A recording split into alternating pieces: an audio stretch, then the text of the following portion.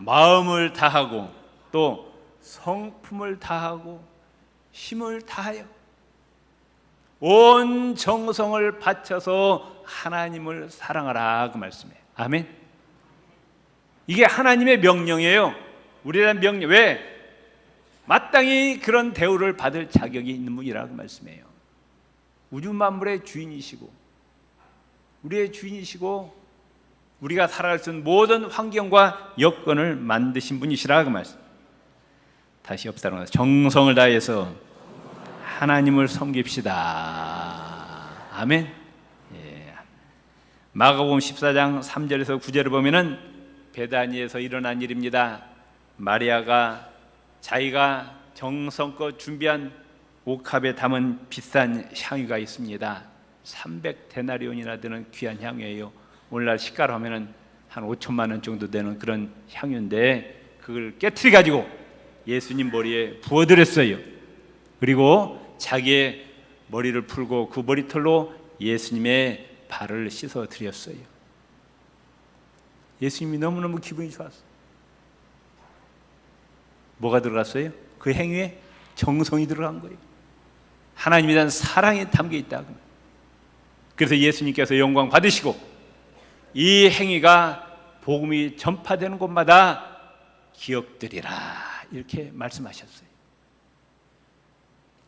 하나님이 말씀하십니다. 다시 한번 봅시다. 나를 존중히 여기는 자를 내가 존중히 여기고 나를 멸시하는 자를 내가 경멸히 여기리라. 아멘. 다시 말하면은 우리가 하나님께 쏟는 정성만큼 하나님께서 우리에게 사랑과 축복을 베푸시겠다는 거예요. give and take라는 거죠. 내가 하나님에게 30% 정성 쏟으면은 하나님이 나에게 30% 갚아주시고 50% 정성 쏟으면은 50% 갚아주시고 100% 하나님께 정성 쏟으면 100% 갚아주시겠다는 거예요. 사무엘상 2장에 보면은 엘리 제사장 이야기가 나옵니다. 엘리 제사장이 자식을 얼마나 사랑했는지 몰라요? 마음과 정성과 뜻을 다해서 누구를 사랑했어요? 자식을 사랑했어요. 온 정성을 다해서 자식을 사랑했어요. 그것도 잘못된 사랑입니다. 자식이 가서 잘못된 곁길을 하고 죄를 짓기면 매일 회초리를 때려서 제대로 길을 걸어라고 해야 할 텐데 나쁜 짓을 해도 그냥 사랑하는 거예요. 잘못된 사랑이에요. 그런데 하나님에게는 그런 사랑을 쏟지 못합니다. 자식에게 쏟았던 사랑만큼 하나님께 사랑을 쏟지 못했어요. 하나님이 기분이 좋을까 안 좋을까요? 하나님 내가 네 자식보다 못하냐? 내가 네 자식보다 못하냐? 하나님 기분이 나빴어요. 모멸감을 느꼈습니다. 하나님을 경홀히 여겼기 때문에 하나님이 모욕감을 느낀 거예요. 그리고 어떻게 됐어요? 그 가문이 끝났어요. 엘리 제사장과 그 아들들이 다 망하고 말았습니다. 다 죽고 말았어요.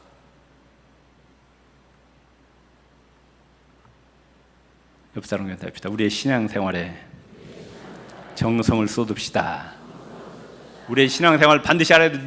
항상 우리는 누구를 지금 상대하고 있어요? 하나님을 상대하고 있어요. 하나님.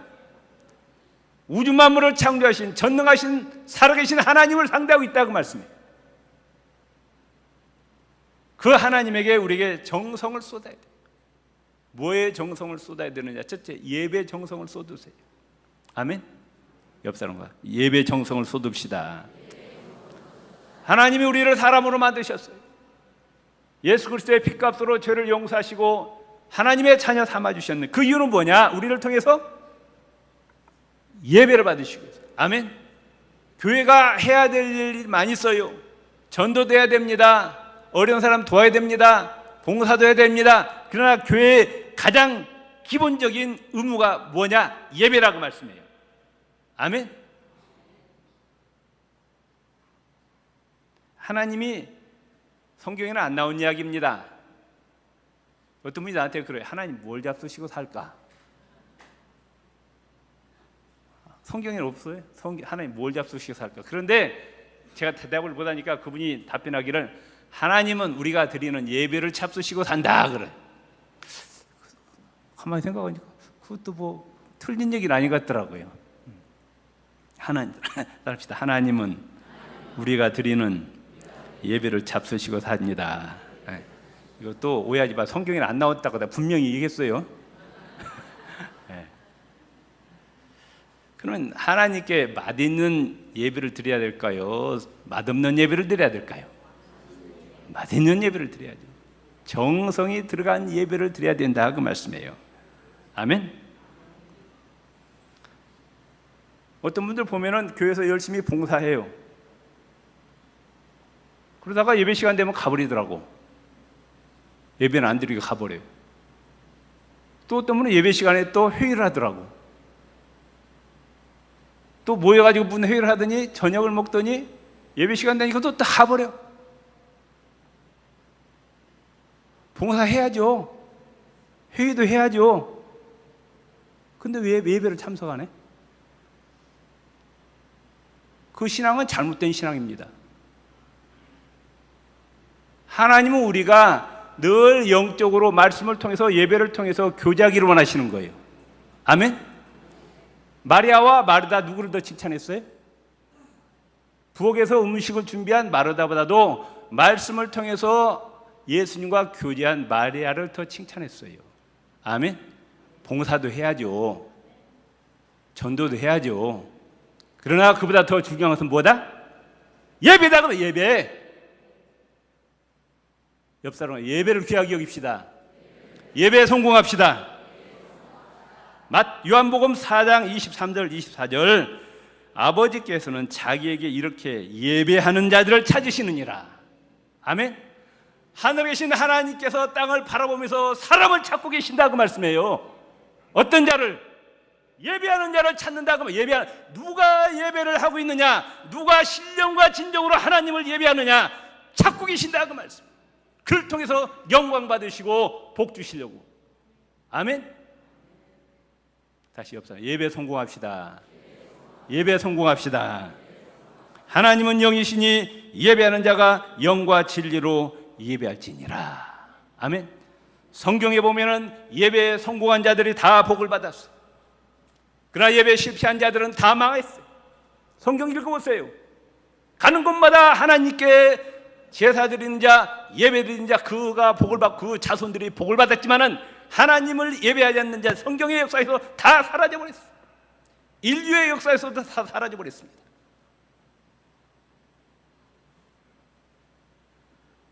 우리가 정말 하나님께 드리는 예배, 정성을 기울이시기를 바랍니다. 토요일 되면은 목욕제기 하시고 옷도 깨끗하게 갈아입고 예배 시간 전에 오셔서 준비하시고 꼭 예배 드리시기를 바랍니다. 한 주간 동안 지은 잘못과 허물을 예배 전에 다 자복하고 그리고 예배 드리라고. 꼭 예배 시작하면 5분 뒤에 10분 뒤에 오는 분이 있어요. 예배에 뭐가 들어가야 된다? 정성이 들어가야 된다. 하나님은 중심을 보시는 거죠. 답시다. 사람은 외모를 보거니와 나 여호와는 중심을 보느니라. 아멘. 예배에 성공하시기 바랍니다. 예배에 정성을 쏟으세요. 두 번째, 우리는 기도에도 정성을 쏟아야 됩니다. 어떤 기도가 응답되느냐? 정성이 들어간 기도에 응답이 옵니다. 정성이 들어가지 않는 기도는 응답이 안 와요. 사도행전 10장에 보면 천사가 고넬료에게 와서 이렇게 이야기합니다. 사도행전 10장 4절에 보면 내 기도와 구제가 하나님 앞에 상달되어 기억하신 바가 되었다 그랬어요. 네가 날마다 하나님께 기도하고 불쌍하고 어려운 사람 도와주었는데 거기에 뭐가 들어갔다? 정성이 들어갔다는 거예요. 그래서 네 기도와 네 구제가 하나님 앞에 상달되어서 하나님께서 너희 가정을 구원시키려고 한다 하면서 천사가 와서 고넬료에게 이야기합니다. 마태복음 15장 21절 28절을 보면은 예수님이 두로와 시돈 지방에 가시다가 가나안 여자가 예수님에게 와가지고 예수님 나를 불쌍히 여기소서 내 딸이 귀신 들렸습니다. 저렇게 미쳐갖고 돌아다니는데 내 딸 좀 고쳐주세요 하니까 예수님이 들은 채도 안 합니다. 모른 채하고 지나가요. 그래도 계속 예수님을 따라갔어요. 제자들이 듣기 싫어가지고 예수님 어떻게 저 여자 좀 해보세요. 너무너무 귀찮게 하네요. 그러니까 예수님께서 나는 이스라엘 집에 잃어버린 양에는 다른 데로 보내심을 받지 아니하였노라. 나는 이스라엘 사람들 위해서 왔지 이방 사람들 위해서 온 것이 아니라 퉁명스럽게 대답합니다. 그런데 그 여자가 또 포기하지 않고 예수님 저를 도우소서요. 그러니까 예수님이 또 뭐라고 말씀하시느냐, 자녀의 떡을 취하여 개들에게 던짐이 마땅치 아니하니라. 근데 예수님이 한술 더 떠서 이 여자보다는 개 같은 여자라고. 그런데 이 여자가 답변이 뭐라고 하느냐, 주여 올소이다마는 예수님이 저보고 개라고 하셨는데 저 역시 개입니다. 개 같은 여자입니다. 그러나 개들도 제 주인의 상에서 떨어지는 부스러기를 먹나이다. 뭐가 들어간 거예요? 정성이 들어가요. 정성. 그 정성에 감동을 받아가지고 예수님께서 여자야 내 믿음이 크도다 내 소원대로 되리라. 말씀이 떨어지자마자 즉시로 그 딸이 낳았다고 성경은 말씀하고 있습니다. 누가복음 18장 1절에서 7절에 보면은 한 도시에 불의한 재판관, 요즘 말로 말하면 뇌물을 좋아하는 판사가 있었어요. 근데 과부가 억울한 일을 당해가지고 그 판사한테 가서 내 억울함을 해결해 달라고 했어요. 그런데 판사가 너 돈 갖고 왔어? 돈이 어디 있어요? 돈을 안 주니까 안 해주는 거예요. 그런데 이 여자는 포기하지 않고 밤낮으로 쫓아다닙니다. 집으로 쫓아다니고 사무실로 쫓아다니고 계속 쫓아다니니까 할 수 없이 이 판사가 들어주었다. 이렇게 예수님께서 말씀하시면서 불의한 재판관도 그렇게 정성을 들이니까 응답해 주는데 하물며 하늘에 계신 좋으신 하나님께서 너의 원한을 풀어주지 아니하시겠느냐, 오래 참으시겠느냐, 그렇게 말씀하셔요. 우리의 기도도 뭐가 들어가야 된다? 정성이 들어가야 돼. 정성. 들어줘도 좋고 안 들어줘도 좋고 알아서 하세요. 그런 기도는 응답이 안 와요. 정말 목숨을 걸고 하나님께 간절히 기도해야 된다 그 말씀이에요. 아멘. 우리 옛날 할머니들 보면은 우상 섬기는 그 할머니도 정성이 들어가죠. 아침에 일어나서 목욕 재개하고 정한수 떠놓고 어딘가 빌잖아요. 뭐 천지신명이시여 뭐 이렇게 빌잖아요. 우상 섬기는 사람도 그렇게 정성이 들어가는데 말이죠. 살아계신 여호와 하나님, 우주 만물에 주신 하나님께 내 소원을 아뢰는데 정성이 안 들어가면 되겠느냐 그 말씀이에요. 아멘. 옆 사람 기도 정성 들여 기도합시다.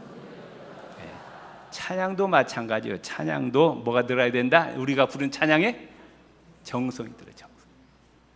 마지못해서 억지로 부르거나 또 세상 잡념에 사로잡혀서 부르는 찬송은 하나님 받지 아니하십니다. 예배 끝나면은 갯방 가야 되는데 내가 예배 오기 전에 1,000만 원짜리 수표를 어디다 놨더라? 이런 생각이나 하고 말이죠. 우리가 찬송 부를 때도 찬송은 가사가 있는데 가사가 다 뜻이 있는 거예요. 신앙 고백이거든요. 답시다. 찬송은 곡조가 붙은 기도다. 곡조가 붙은 신앙 고백이다. 아멘. 찬송 정성껏 부르고 좀 힘있게 부르세요. 아멘. 찬송 힘있게 부르는데 돈이 들어가요? 뭐가 들어가요? 그냥 많이 못해서 어거지로. 근데 앞에 이렇게 서 있으면은요 안 보였으면 좋겠는데 저분의 지금 예배드리는 태도가 다 눈에 들어와요. 와보세요. 거짓말인지. 얼굴 써 있다니까. 저분이 지금 찬송을 부르는데 정성을 드리는가 부르는가 아니면은 마지못해서 어거지로 하는가 지금 설교에 집중하고 있는가 다른 생각하고 있는가 다 거짓말. 와보세요. 다 보여요. 그게 안 보이면 좋겠는데 나도 아는데 하나님 알까요 모를까요? 하나님도 아신다고 말씀해요.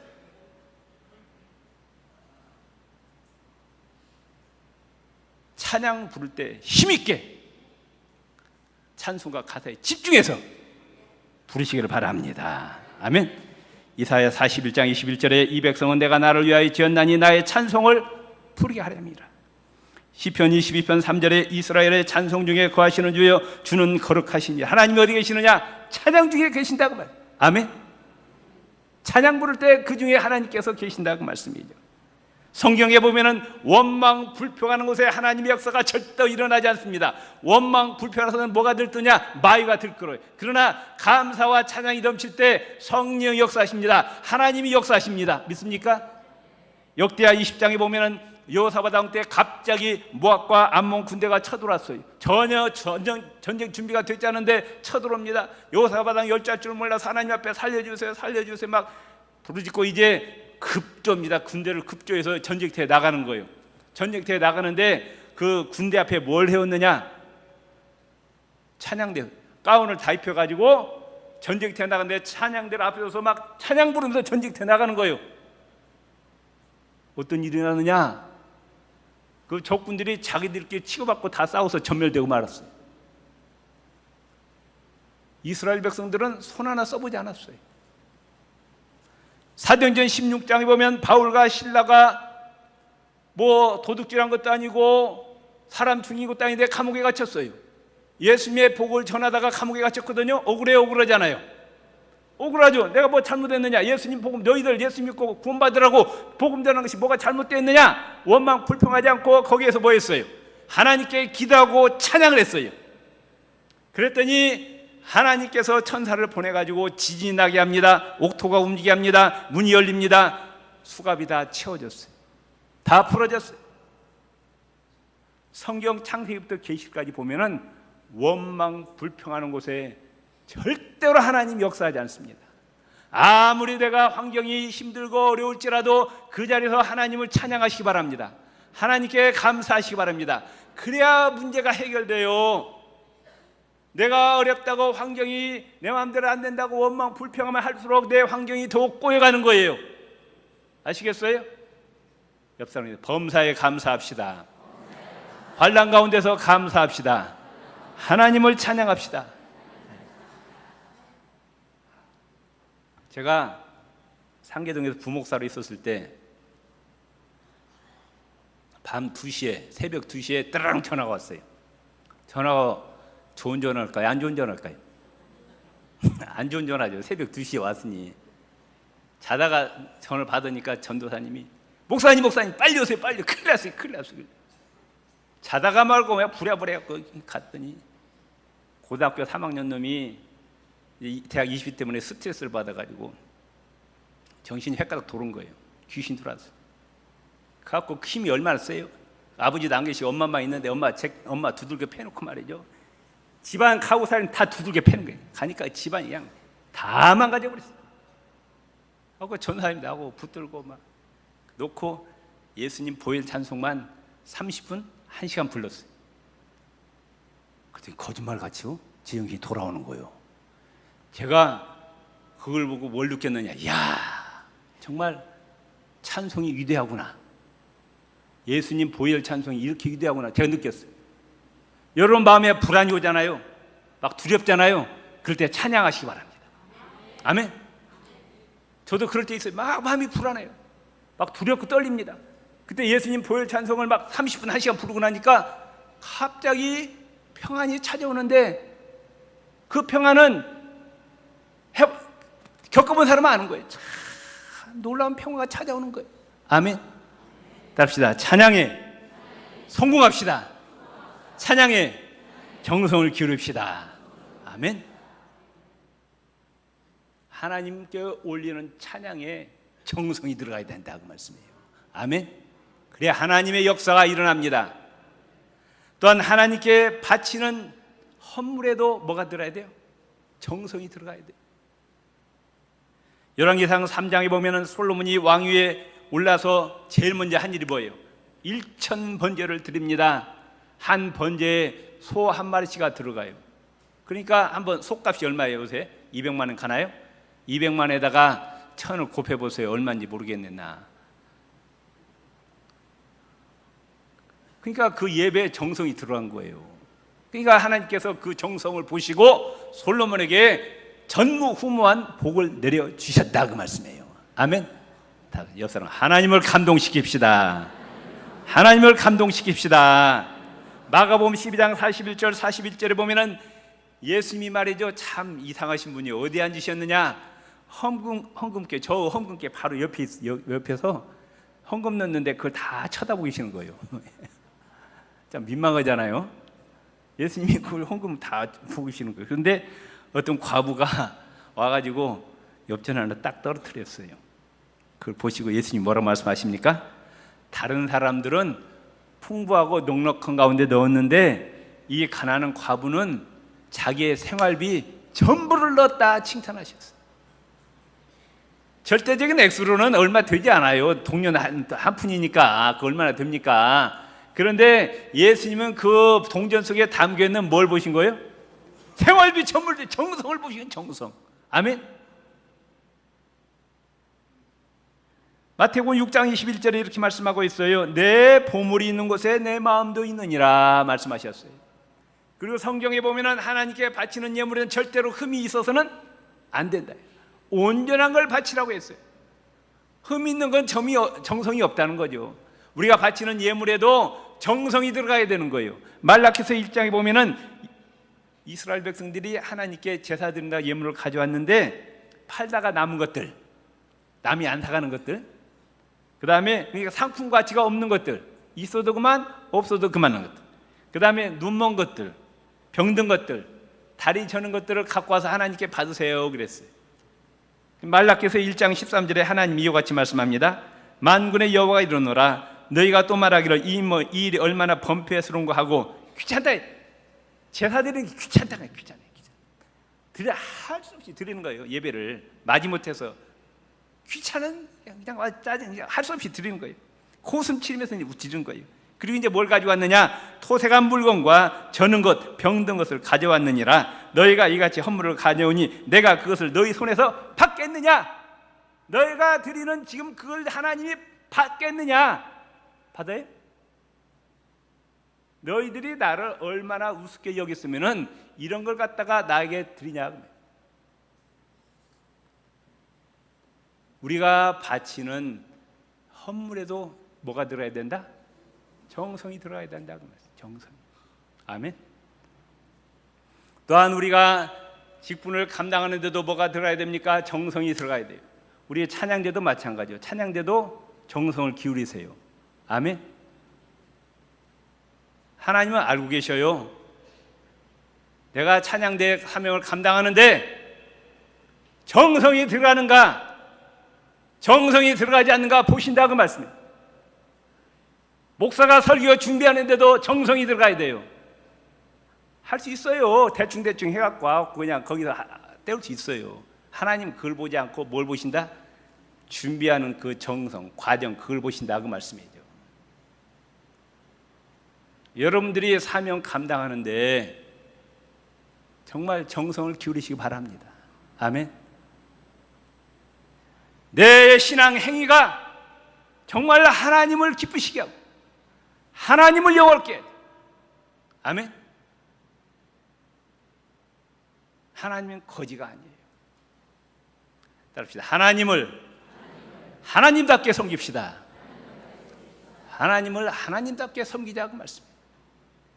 그런 자에게 하나님께서 어떤 복을 주시느냐? 아브라함은 100세의 아들 하나 주셨는데 그 아들을 모리아 산에서 번제로 드렸어요. 하나님이 감동을 받았어요.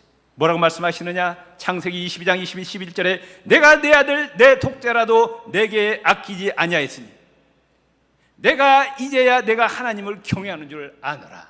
왜 하나님이 그때부터 하나님 안 섬겼나요? 아브라함이 계속 섬겨왔죠. 그런데 하나님 말씀하시기를 독자를 드리고 나니까 이제야 비로소 네가 나를 경외하는 줄 알았노라. 이제 내가 너에게 복을 쏟아 부어 주리라. 그래서 하나님께서 아브라함에 그냥 있는 복 없는 복 다 쏟아 부어 주셨어요. 요셉도 마찬가지고 다니엘도 마찬가지입니다. 하나님을 정성껏 섬겼더니 애굽에서 국무총리를 만드시고 다니엘을 바벨론의 수석 국무총리로 만드시고 또 베드로와 바울도 자기의 몸과 마음을 예수님의 복음의 송두리째 바쳤더니 오늘날도 베드로와 그 바울의 이름은 기독교 2000 역사에 찬란하게 빛나고 있습니다. 하나님께 신앙생활에 하나님께 영광 돌리시는 저와 여러분이 되시길 주의 이름으로 축원을 드립니다. 주의 한번 부르짖고 기도합니다. 주여 할렐루야 감사합니다. 하나님을 하나님답게 섬기게 하여 주옵소서. 마음을 다하고 성품을 다하고 힘을 다하여 여호와 하나님을 사랑하게 하여 주옵소서. 정성이 들어간 신앙생활을 하게 하여 주시옵소서. 하나님께 영광 돌리게 하여 주옵소서. 하나님이 예배하신 놀라운 축복을 받는 저희들 되게 하여 주옵소서. 예수님 이름으로 기도드립니다. 아멘.